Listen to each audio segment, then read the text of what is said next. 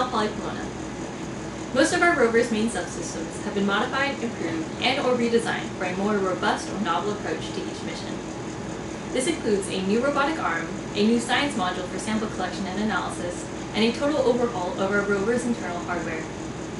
Our lightweight rocker bogie suspension system and dust-resistant chassis body from last year remain the same, with minor modifications for our new subsystems. For hardware, we rebuilt the power delivery system from the ground up, modularized our subsystem control, and streamlined how each subsystem interfaces with each other. All subsystem communication is handled through a variety of serial protocols connected to our main compute unit, the NVIDIA Jetson, or AGX. With this new configuration, we can manage power sequencing, collect thermocouple readings, and gather IMU data. By taking advantage of ROS2's flexibility, we can remotely control every subsystem. These capabilities let us test behaviors and validate system responses before deploying them on the physical bot. Our power delivery system uses a variety of circuit protection methods to ensure rover reliability, including a kill switch and logic level relays. The rover has 3 separate battery systems, one for logic, one for drivetrain, and one for the arm and science subsystem. Our drivetrain uses the ODESC V4.2 drivers and the Neo Spark Max motors, which can communicate to the Jetson via TTY to CAN interface. Motor calibration and tuning are performed by our custom drivetrain software from last year, and motor control is exposed through ROS2 and operated with an Xbox controller. The arm integrates 2 carbon fiber roll-wrapped tool tubes along with custom 3D printed and designed PPA CF mounts.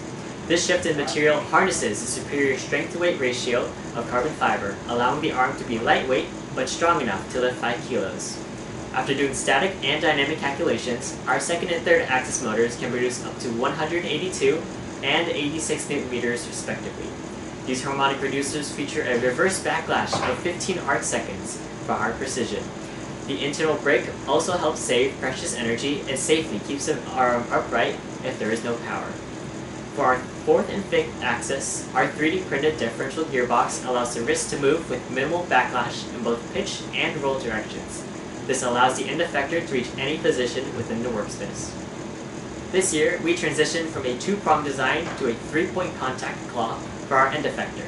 This custom printed PPA CF end effector provides extra grip stability using this extra point of contact, which is perfect when connecting hoses and plugging in cables. For our science module, we switched to an auger-based drill system to obtain our soil sample.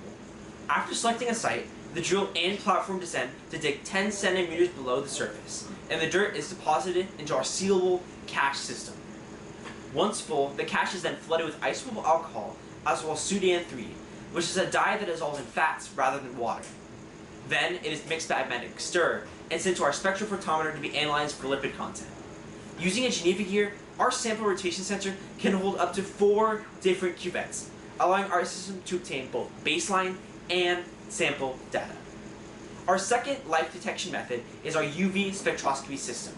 The detection system and our bellow folding mechanism from last year has been improved for more efficient deployment.